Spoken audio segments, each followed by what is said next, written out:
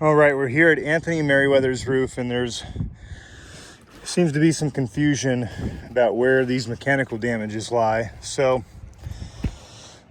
first time I inspected the roof, I noticed mechanical damage. You can see right here, corner. It's kind of weird that the corner had that break right there.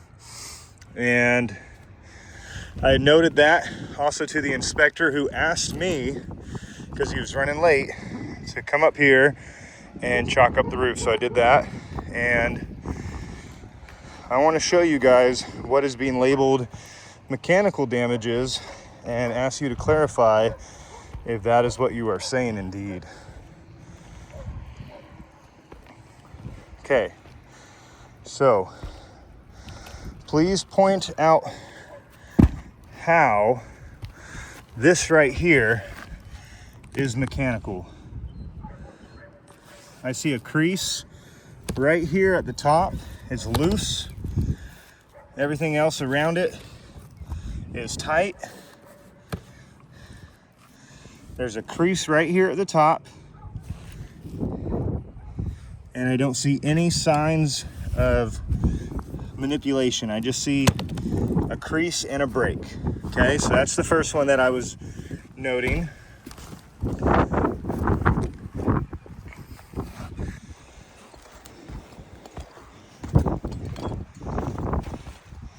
And then according to State Farm, they're covering for the one shingle above this box vent right here with that crease at the top. So they're covering this one. Okay.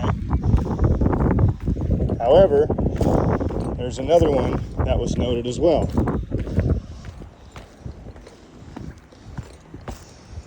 And I want them to explain how it's mechanical.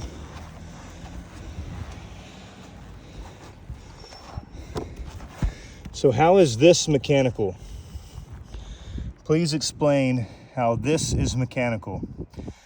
Where does it show, other than the wind crease, that it's been mechanically damaged? We need these answers because this is not the proper scope of damage that's being acknowledged.